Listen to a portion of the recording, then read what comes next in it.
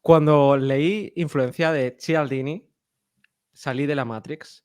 Cuando leí, por ejemplo, Los peligros de la moralidad de Pablo Malo, salí de la Matrix. Cuando leí sobre genética, Selfish Reasons to Have More Kids, salí de la Matrix. Es decir, me hicieron ver el mundo de otra forma para siempre. Y hoy vamos a comentar un libro que también me ha hecho salir de la Matrix, porque está la capa de los sesgos, la capa de la moralidad, la capa de la genética. Toca hablar de la capa de la cultura con este librazo, El mapa cultural de Erin Meyer. Y muy buenas, soy Adrián Susudio y esto es Charlando con Libros. Hoy tenemos, para acabar la temporada, el último invitado de esta temporada, a una persona que es un gran comunicador, sabe a la vez explicar y a la vez hacerte reír, algo muy difícil que yo algún día conseguiré, con suerte. Antonio Ortiz, bienvenido. Muchas gracias, Adrián, por la invitación, por el libro seleccionado y por la presentación tan generosa. ¿Qué te pareció el libro? Y además añado, ¿podrías hacernos una breve introducción de él? Pues te voy a decir una cosa. Mira, creo que hay una parte de mí que al libro le ha parecido interesantísimo, práctico, aplicable, útil. Y hay otra parte de mí que es la parte de mí más lectora, de hecho, que se ha peleado bastante. Se ha peleado bastante con la amiga Erin Meyer, porque bueno, el mapa cultural es un libro eminentemente orientado quizás a los profesionales, a los directivos, y en el que trata de establecer una suerte de guía, de mapa, de las culturas, porque el mundo de los negocios se ha globalizado, el mundo de la empresa es multicultural y, digamos, los cruces, mezclas de distinta gente, de distintos orígenes y de distintas culturas ha devenido en una suerte de caos y de malentendidos, desencuentros y conflictos en muchas ocasiones, ¿no? Es un poco lo que plantea la señora Meyer y ella pues intenta ilustrar, ¿no? De cómo evitar estos malentendidos, cómo navegar estas aguas de la globalización profesional y cómo son cada una de las culturas y cómo enfrentarnos y relacionarnos con ella en distintos ámbitos para poder bueno, ejecutar y por ser profesionales de éxito un poco, ¿no? Ujú. Yo no soy un alto directivo, pero a mí también me ha servido en el sentido que muchas veces he notado casos, me he acordado de experiencias, digo, hostia, sí es verdad, esto o lo otro. Lo que pasa es que, claro, clasifica por países, ¿no? Son por 8 escalas, ¿no? 8 Mm. escalas diferentes, 8 temas, donde te dice que un país está dentro de esa escala. Hace siempre una raya y entonces coloca los países. Más a la izquierda, pues más tiran a un tema, más a la derecha a otro tema y Ujú. se va poniendo. Pero sí que algunas veces lo he identificado. El problema es que, como ella misma avisa, que a veces generaliza demasiado y claro, esto es una campana de Gauss. Por supuesto que van a haber excepciones y por supuesto es que no todo el mundo somos así, pero sí que es cierto que, bueno, yo es que conozco gente de todo el mundo, tengo amigos de todo el mundo, trabajo con gente de todo el mundo, mm, y lo noto, y se nota, es como una capa más. Y sobre todo creo que me ha servido para darme cuenta de mi propia capa, de cosas que asumía que eran universales y a lo mejor no son universales, son de mi propia cultura. O sea que para mí va mucho más allá y de hecho se lo estoy recomendando a gente que no son altos directivos porque si te sales de esa parte, sí que es cierto, porque es que esta misma autora escribió el libro sobre Netflix. O sea, sí, va para el lado de aquí no hay reglas, va para el lado de la empresa, porque al final yo creo que es lo que más vende, ¿no? Sí. Pero creo que se puede extrapolar y se puede ampliar a todo el mundo y para mí ha sido por ahora mi libro favorito de este año. Bueno, fíjate que yo tenía aquí anotadas algunas cosas. Es cierto un poco ese punto, ella misma reconoce que, oye, tiendo al trazo un poco grueso, a la generalización y que cada persona luego es un mundo, cada Sí. cultura tiene sus excepciones, su gente rara a ojos de esa propia cultura y que además, bueno, y fíjate, yo me lo, todo el rato estaba buscando dónde estaba España y dónde estaba México, porque es el país en el que profesionalmente he tenido más roce, aparte del nuestro, y siempre intentaba leer mi experiencia a posteriori de hacer negocio con México e Ujú. intentar ver si mi experiencia encajaba con los diagnósticos de Meyer. Al final hay un punto que tú lo has dicho muy bien, ¿no? Que es un libro para funcionar. Es decir, que en sentido práctico soluciona. Es decir, realmente tiene ese punto, y a ver si consigo explicar por qué me ha gustado y por qué no. Es decir, al final es un libro de heurísticos. Es decir, si tú tiendes a pensar que los chinos son muy jerárquicos, acertarás el 98% de las veces, el 99% de las veces, pues, bueno, pues ya está, pues te sirve para funcionar. Si tú tiendes a pensar que los españoles somos de una conversación de contexto alto, es decir, que con muchos sobreentendidos, que a veces no decimos las cosas exactamente con toda su crudeza, sino que las damos a entender, ¿no? Y soltamos sutilmente algunas cosas, mientras que los estadounidenses son mucho más directos y van al grano y te dicen las cosas, esto es así, lo dicen de una manera incluso que a nosotros entendimiento nos puede parecer muy bruto, pues si tú afrontas el mundo así, las relaciones así, las culturas así, vas a acertar el 90 y mucho por ciento de las veces. ¿Por qué? Porque son unos heurísticos muy prácticos. Es un trazo que es verdad que es un trazo grueso y en el que además ella te recomienda navegarlo con relativismo cultural. El relativismo cultural al que se refiere Meyer es que no hay absolutos en ninguno de estas líneas que tú has comentado, ¿no? de estos planos en los que calificas las culturas, sino que tú tienes que fijarte tu cultura respecto a otra en qué posición está. Tú puedes pensar que la tuya es muy directa, pero a lo mejor comparado con otra, ¿no? Si tú eres un holandés y piensas que eres muy directo, pero luego llega un estadounidense y es todavía más directo. Claro. O O al llegamos contrario, nosotros y al revés, claro. ¿no? Claro. Entonces, realmente a la hora de enfrentarte en estas situaciones, pues el libro es práctico, es decir, son una serie de heurísticos que a la hora de funcionar, pues vale. ¿Qué es lo que me ha pasado a mí, Adrián, con este libro? Me ha pasado un problema que si quieres lo comentamos, que tiene que ver con uno de los planos. Es decir, se autoexplica el libro con el plano de la persuasión. ¿Vale? Luego podemos hablar de ese, del de Vale, persuasión. vamos. Aquí Luego. ahí está el Porque punto, el núcleo de ahora, mi pues, parte de lo de desencuentro, ¿no? Que es, venga. perfectísimo, me parece genial desencuentros. De hecho, últimamente hemos tenido varios libros con desencuentros y me parece genial porque esto no es hablar del libro y punto. Para eso la gente se lee el libro. O sea que genial. Yo animo a los invitados, te animo a ti, Antonio, a que todos los desencuentros que les metas caña. O sea, y a la gente además le mola, le gusta, porque ven Vale. más allá. O sea que Ujú. tranquilo. Pues podemos empezar con el primero que has comentado tú, que es el de la comunicación, de esas 8 escalas. Para mí el primero es el más importante además, que no lo inventó la autora Erin Meyer, es anterior y es el que has dicho tú, el contexto alto, contexto bajo.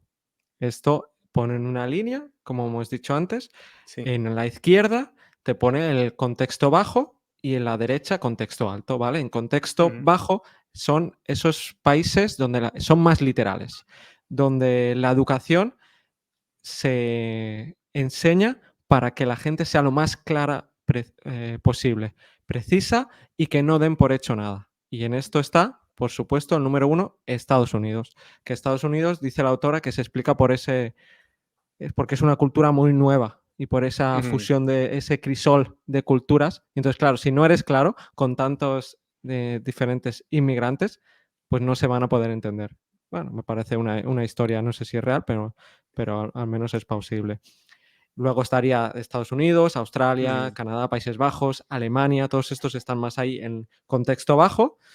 Y luego ya, si nos vamos a España, está por en medio, está México tocando más o menos, Argentina, también, o Perú también, y luego ya a la derecha del todo ganan Japón, Corea, China, Indonesia, países más, bueno, países asiáticos y luego también estaría incluso India, no tan alto, pero más alto que España, o Arabia Saudí. Ujú. A mí es lo que te decía, a mí es que es el que más me ha gustado de todos, porque yo me identifico a mí mismo y veo a otras personas y a pesar de la cultura puedo decir, ay, pues tengo un contexto más alto que la otra persona o más bajo que la otra persona. Y me sirve un poco como entender a la otra persona, que es lo que también me ha gustado del libro. Como no pensar que tú y tu forma de trabajar o tu forma de ver las cosas es la correcta, sino que también hay, como has dicho, la forma jerárquica, pues puede ser, es otra cultura, ni es mejor ni peor. Claro, todas las culturas pensamos que somos la mejor y la más eficaz.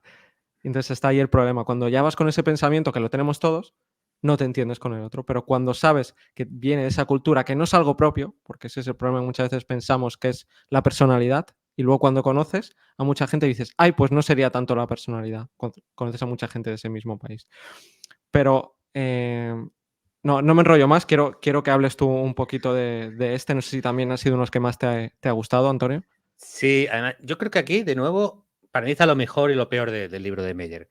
Lo mejor, pues, que realmente tú de repente te da un marco con el que manejarte en estas situaciones, de vía colaborar con gente que tiene una cultura muy diferente. Entonces, en esta parte de conversación, de entender realmente lo que me quiere decir, ¿no? Está realmente muy bien y yo creo que es una guía muy práctica. De hecho, hay algún hallazgo interesante. Desde mí me interesó mucho el hallazgo que tenía ella de los mayores malentendidos no son entre alguien de una cultura de bajo contexto y una de alto contexto, no entre Ujú, alguien directo y alguien menos o más sutil, ¿no? ujú. Sino Contexto entre bajo dos. como un americano o estadounidense, ¿no? Por Sí, ejemplo, claro, y un luego un americano y japonés. y un japonés. El mayor malentendido no está en ese cuadrante, sino entre dos culturas diferentes, pero las dos de alto contexto, en que las dos son evocadoras, pero con referentes culturales distintos. Entonces sería Ujú, un japonés con un brasileño.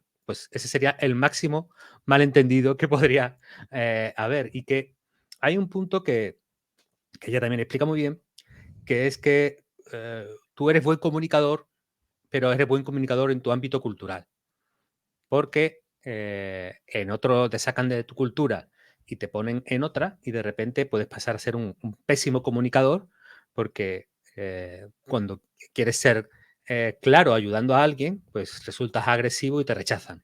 ujú. O O cuando... paternalista, ¿no? Que dices, está explicando demasiado, ¿no? Sí, Claro. exacto, exacto, ¿no? Entonces, realmente ese es otro hallazgo interesante, ¿no? Que en la transposición cultural, tu buena comunicación tiene que transformarse. Dicho esto, aquí empieza parte del desencuentro, Adrián. Siendo un libro de empresas, tiene un aire LinkedInesco. El aire LinkedInesco de este libro consiste en que a la autora le suceden un montón de anécdotas, porque ella no puede simplemente explicarte las culturas de alto contexto son así, las de bajo contexto son así, este es el tema, ¿no? Ella para cada caso y cada cosa que te va a contar, tiene que darte una anécdota de que algo le pasó, ¿no? De repente, un compañero chino se queda callado en una reunión. Y de ahí ella pues saca todas las enseñanzas y aprendizajes y te ilumina y te ilustra, ¿no? Sobre el tema. Este estilo se ha hecho hegemónico en los libros de management, en los libros de cierta divulgación light, en el que podríamos englobar al mapa cultural. En el sitio, lo llamo divulgación light en el sentido ligera, en el sentido de que no habla de una ciencia dura. Es decir, ¿de dónde saca ella la clasificación de las culturas? Pues cita muy pocos estudios, cita muy poca ciencia, ¿verdad? Alguna cosita puntual, pero se basa sobre todo en impresiones personales, encuestas entre directivos, es decir, el sostén y las explicaciones de por qué son las cosas. Oye, como Estados Unidos tiene muchos inmigrantes, son muy directos. Ojo, ¿cómo lo sabes? ¿Cuál es el grupo que control? En las regiones de Estados Unidos con menos inmigrantes son menos directos, en otros países con muchos inmigrantes también lo son o no lo son. Eh, pues muchas cosas de Asia las explica por Confucio. Como Confucio dijo tal y cual, pues así son los japoneses. Pues no sé, es decir, es como decir que los españoles ninguno es infiel porque Jesucristo los 10 mandamientos pondría, ¿no? Y somos judíos cristianos. Pues a lo mejor no, a lo mejor pasan más cosas, además de lo que dijeran las religiones antiguas. Bueno, el caso es que Esos son los factores que a mí más me cuestan del libro. Es decir, para mí el conjunto de anécdotas intentan hacer el libro como más ligero, para darle un rostro humano, situaciones que son reales, pero como yo desde el primer momento no me las creo, no me creo que tenga justo 24 anécdotas para los 24 puntos que quieres definir en el libro y me resultan un poquito relleno por momentos, pues, uno de los aspectos que del estilo LinkedInesco, del estilo de Jay Clear, de toda esta gente que escribe libros bestseller para profesionales, pues es una de las partes que más me cuesta. Es verdad que si el libro tiene unas 250, no, 170, 80 páginas, se podría quedar en 160, 170 perfectamente, ¿eh? Mira, esto yo también lo pensé, pero además lo pensé no solo con este libro, sino con muchos otros libros, por una de las escalas que comenta, que luego comentaremos. Que, o sea, el propio libro te explica por qué está escrito así. Ya. Luego, cuando vayamos a esa escala, lo dejamos en el tintero, Sí, porque sí, luego sí. cuando vayamos a esa escala entenderemos mucho mejor y yo entiendo mucho mejor estos libros y además, otra cosita, luego lo diré, pero Vale. otra historia que explica precisamente el contexto alto dice, es que el inglés tiene medio millón de palabras. Contexto bajo, es decir, para explicar el máximo posible.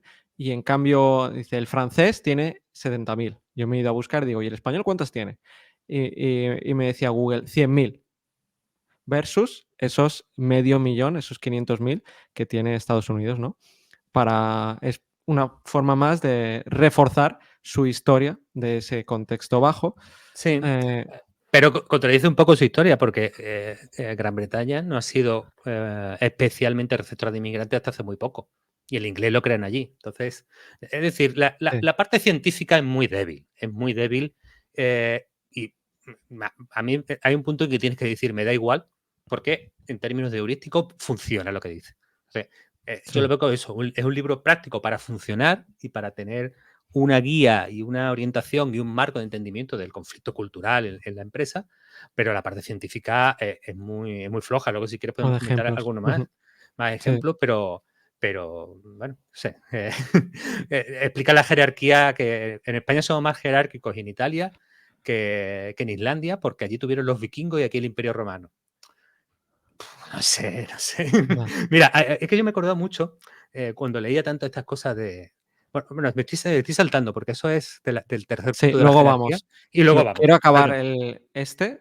Ujú. perdón, Antonio, solo Sí, diciendo que dice que la solución, sobre todo, pues, con amigos o parejas que son, de diferentes culturas o en equipos, ¿no? En trabajadores, es que si hay contexto alto, medio, bajo, que todos asuman que sea bajo, es decir, dejar las cosas lo más claras posible. Y me parece una solución bastante lógica, porque, como has dicho tú antes, en la comparación Brasil, Japón o Japón-China, cualquiera de estas culturas, sobre todo estas 2 últimas, que tienen un contexto más, alto, tienen contexto alto, tienen un problema. Y entonces no tienen que asumirlo y tienen que hacer un esfuerzo y además tener claro que es una diferencia cultural y no asumir muchas cosas. ¿Que es difícil? Sí, pero que me parece que es la única mm. solución posible. Sí, sí, en todo caso, también hay que tener cuidado porque al final juegas al juego de una cultura ajena. Es decir, es posible, la gente que es directa también tiene límites en lo directa que es. Sí. Entonces, a lo mejor tú dices, uy, a lo mejor yo soy poco directo y tengo que, como tú dices, adaptarme a ellos.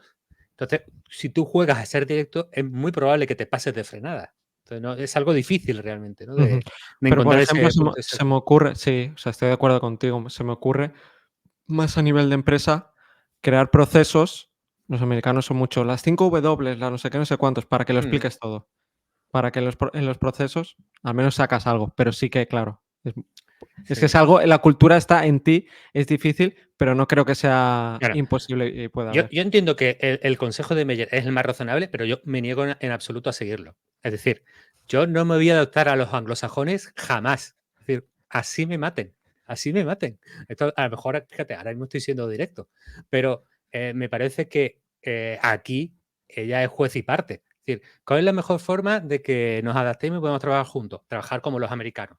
Americanos entendido estadounidenses. Dice, bueno, pues a lo mejor hay más opciones, ¿no? Que no tiene nada que ser el ¿no? colonialismo cultural estadounidense que ya hemos sufrido en el siglo XX, perpetrarlo y llevarlo porque hay que adoptar el inglés en la empresa y hay que adaptar también la forma de comunicar de los estadounidenses. Hombre, yo personalmente creo que es un buen consejo. Para la mayoría de la gente va a ser práctico, pero yo personalmente me niego en redondo. Lo tengo clarísimo. Vale, pues mira, acabas de hacer el segundo, la evaluación, el feedback.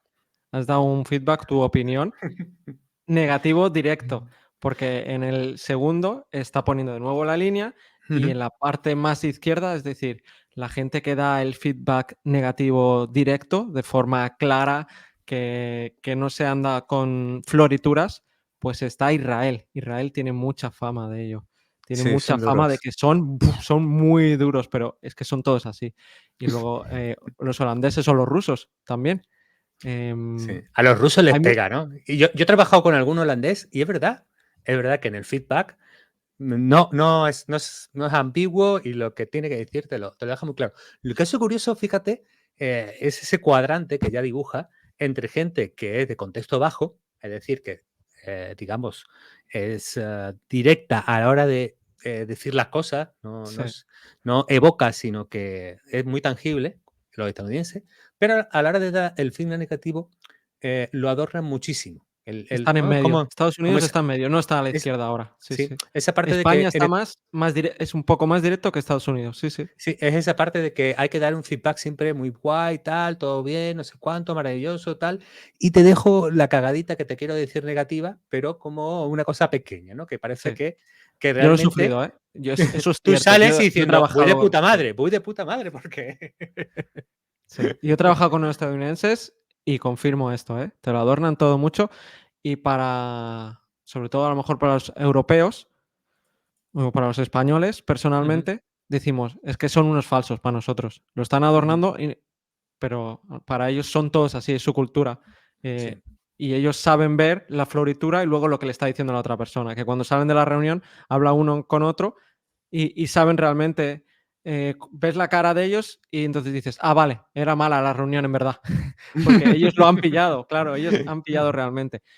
Y luego a la derecha del todo, es decir, los que más dan el feedback negativo e indirecto, pues son Japón, Tailandia, Indonesia, también Arabia Saudí, China, que decía uno de los entrevistados de la autora que cuando quería dar feedback negativo, pues a alguien de estos países le llevaba a cenar, que si hablar, que si tal, y después de todo, ahí le soltaba indirectamente ese feedback sí. negativo. ¿Verdad que esto se podría mejorar? ¿Tú crees? Sí, podría ser mejorable. Y ya das feedback negativo, ¿no?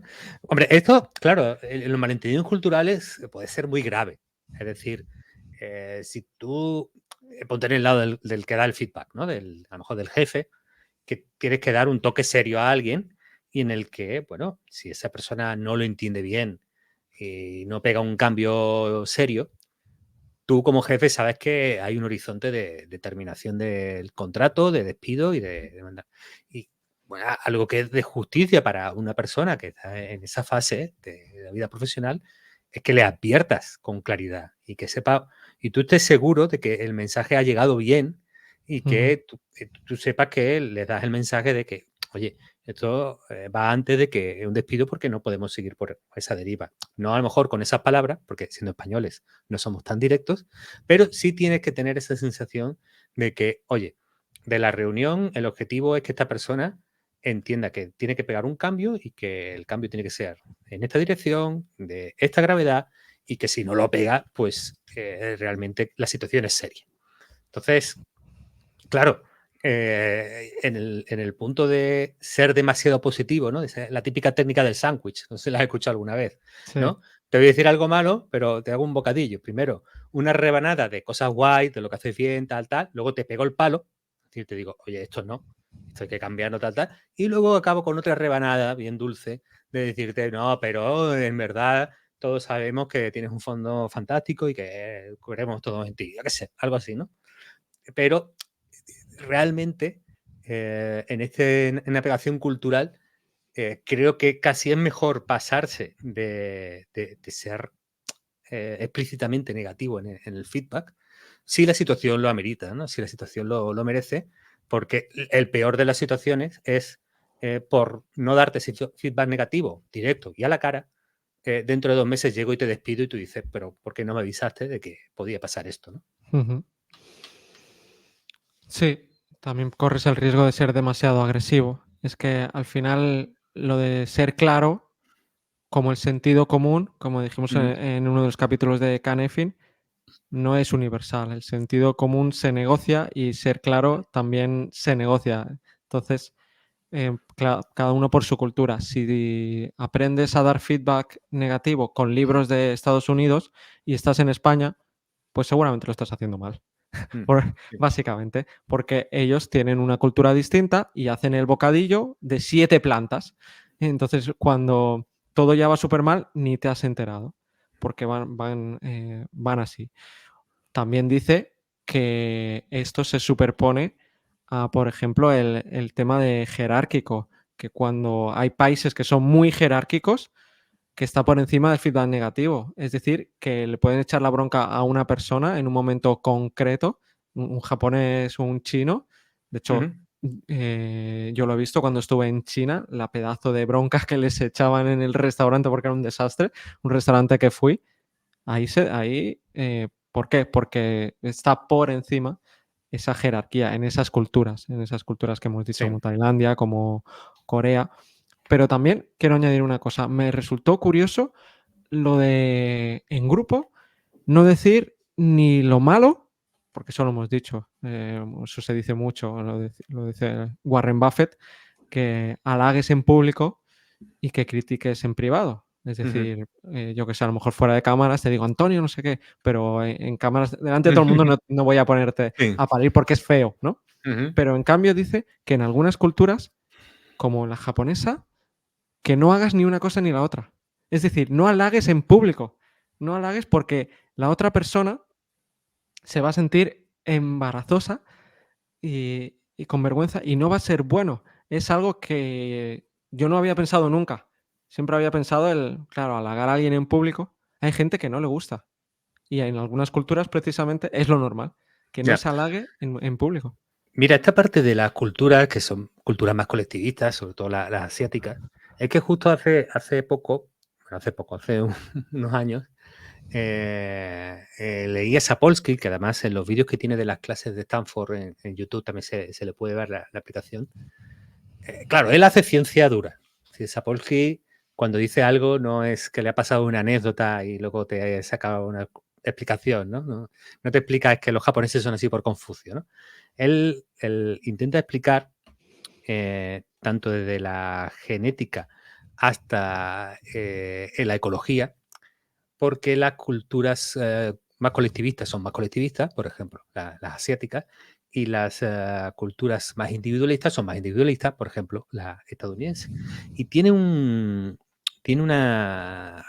hay un viaje intelectual, científico, alrededor de esa idea fantástico. Seguro, si la explico, no voy a hacerle justicia, pero la tesis de Sapolsky al final es que hay una influencia genética, pero esa influencia está muy mediatizada, su expresión depende mucho de la experiencia y de la cultura también, entonces, en la que se vive. Pero claro, el punto de él era el siguiente. ¿Por qué son tan colectivistas los asiáticos?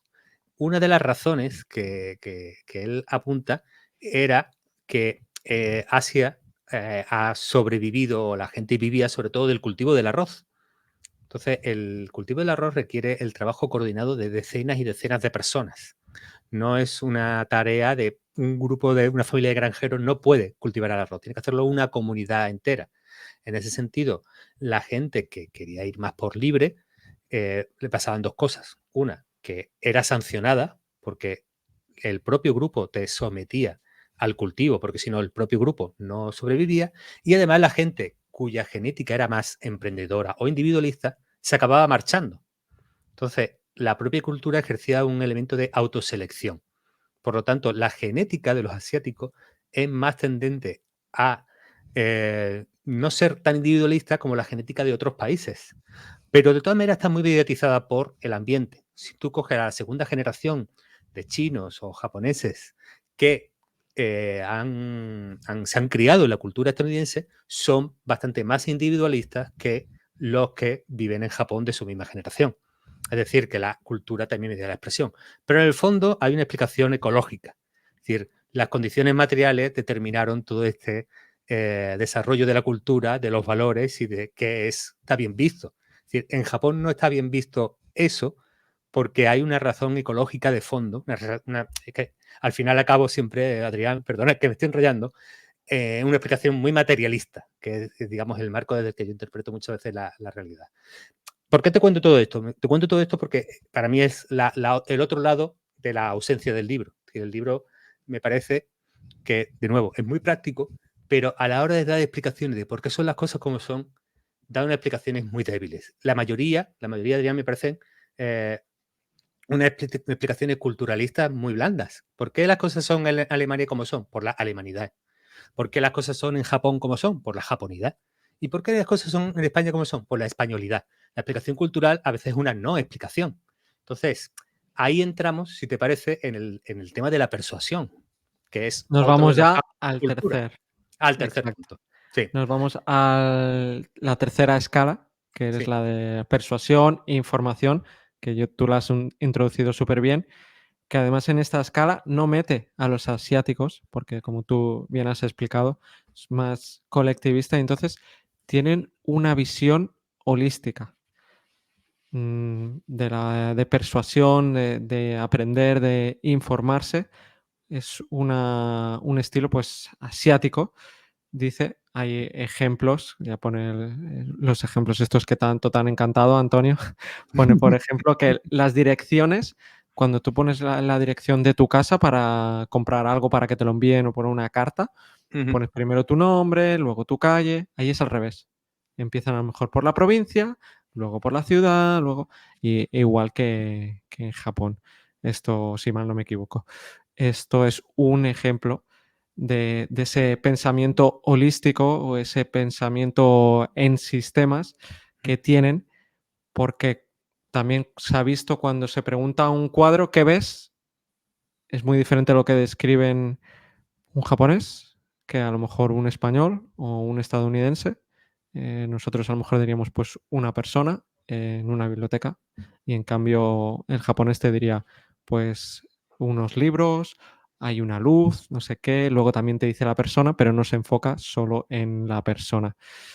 Esto es un punto, pero luego nos vamos de nuevo a la línea y en esta línea es la persuasión es la basada en principios o basada en aplicación. La basada en principios es Italia, Francia, España, Rusia, lo que nos han hecho toda la vida en el colegio, que te explican el concepto, la teoría, te están una hora explicando la teoría y luego 10 minutos de práctica o 40 minutos y luego los últimos 20 venga una práctica, pues es eso, esta tradición cultural de que primero te explico toda la teoría, muy bien, y ella dice, en reuniones, a lo mejor los franceses tienen que entender el porqué. No le digas directamente la solución. Y un estadounidense pensará que los franceses no quieren trabajar porque están buscando excusas. No, no, porque lo que quieren es irse a la teoría para luego irse a la práctica. Y luego países que están en medio, Brasil, Argentina, México, y a la derecha del todo, basados en la aplicación, ya estaría Australia, Canadá, Estados Unidos, que son estos que van a lo práctico. Por eso te decía lo del libro. Muchos ejemplos, poca teoría y muchos ejemplos, muchas historietas. Por eso la mayoría de libros de Estados Claro. Unidos vienen así. Sí. Y, Es que y es justo el punto que yo también mencionaba al principio. Creo que hemos convergido los dos sí, sí, ahora mismo. Es decir, los alemanes, los españoles, los franceses. Yo, además, creo que ella, la Meyer, Erin Meyer, la autora, eh, eh, no voy a decir que lo explica mal, pero es distinto decir, es que son muy teóricos. Yo no lo digo así, yo lo digo, claro. oye, para tú convencerme, me tienes que explicar cómo se llega a esto. No me vale solo con que me digas el final y lo que hay que hacer, porque yo no soy una hormiga. Es decir, yo para estar motivado, para, ¿no?, estar implicado, comprarte esto que tú quieres convencerme, de lo que me quieres persuadir, necesito los argumentos, necesito los porqués. Y entonces interiorizaré en la tarea o en la misión o lo que hay que hacer, y una vez que lo he interiorizado, pues ya estaré comprometido. Entonces, este es el problema del libro, para mí. Es decir, a mí intelectualmente me parece que puede ser una guía práctica, heurístico, razonable, ¿vale? Pero intelectualmente no me convence. Porque, ¿cómo llegas tú a por qué Italia es más jerárquica que Dinamarca? ¿Cómo se llega a eso? ¿Cuál es la historia detrás? Ujú. ¿Es por, ¿Se explica solo porque el Imperio Romano? Va a lo ¿Cuáles son? práctico ella. Es Entonces, estadounidense y encima de empresa, va a lo práctico. Está claro, demostrando su teoría ahí en el libro la ha demostrado. Y claro, eso es lo que entonces yo en el fondo no consigo comprar el argumento total del libro, y no consigo entrar y decir, bueno, me ha seducido, me ha parecido súper convincente, porque es verdad, estoy en esa línea, ¿no? De ese plano de la persuasión en el que para convencerme me tienes que explicar cómo se llega a esta conclusión. No me basta ujú. solo con el final. Sí, sí. Y yo también lo llevo además a que libros de comunicación, tenemos muchos libros de comunicación, la comunicación no violenta, libros de storyfulness, que cuidado, porque nos están hablando desde su cultura. Y normalmente los Mm, más famosos son de su cultura. Por eso yo creo que el storyteller, que se ha puesto tan de moda, sí que es cierto que hay que explicar historias y tal, pero hay gente que se pasa, está un poco sobrevalorado.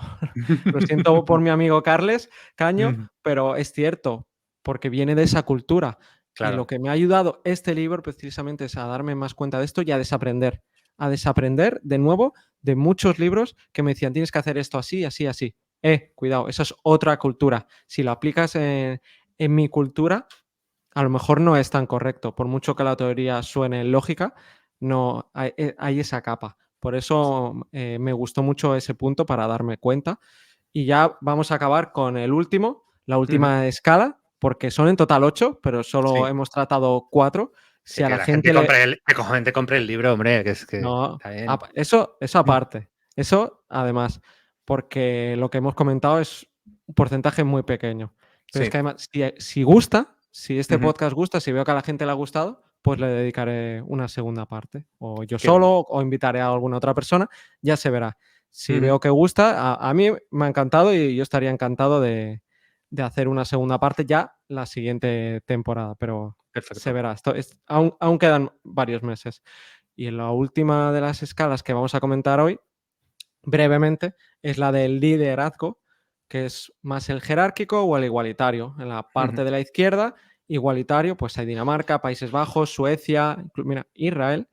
Luego más en medio, pues estaría ya Estados Unidos, incluso España está en medio tirando un poco a jerárquico, comparado, mm, por ejemplo, a Alemania, a Estados Unidos, pero por ejemplo es más jerárquico México, más jerárquico Rusia, sí. y luego, o Arabia Saudí, y luego los más jerárquicos, sorpresa, son China, Japón, Corea, estos países donde la jerarquía es súper importante.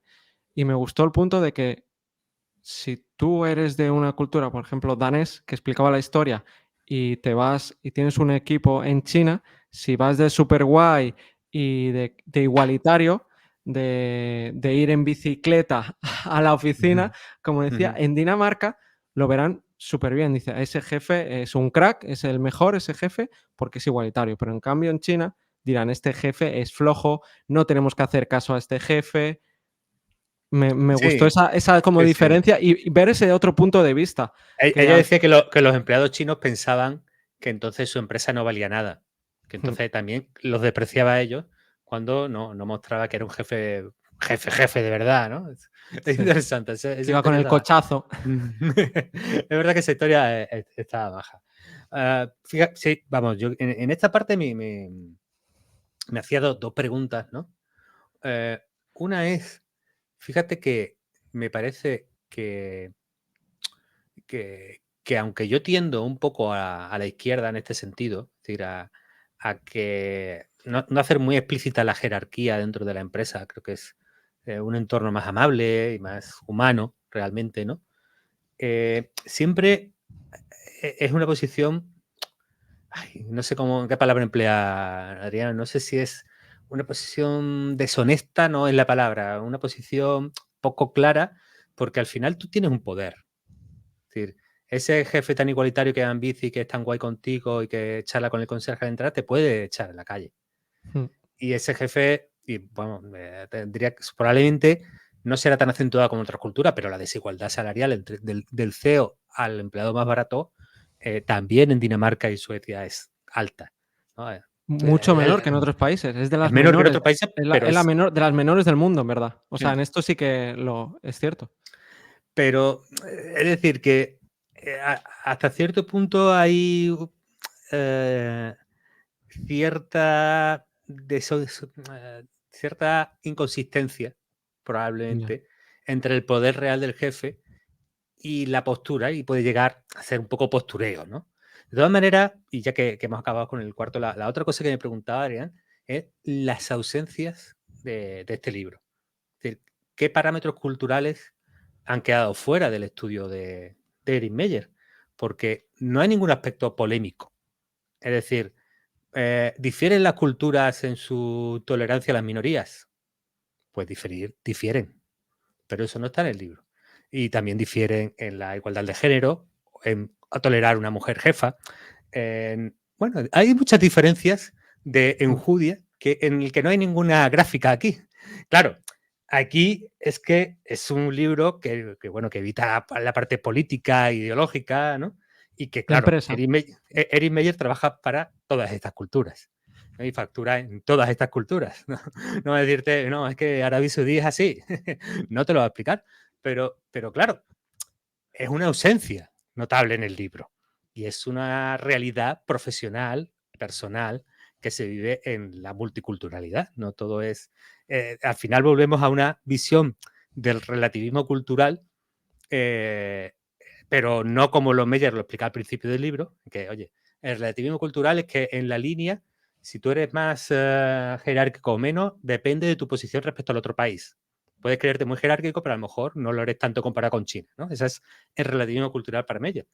Pero en el ámbito de la discusión política ideológica, el relativismo cultural es la idea de que, bueno, son sus costumbres y hay que respetarlas, todas las culturas son igualmente válidas y tengan los valores y funcionen como funcionen, porque si no tienes una visión colonialista.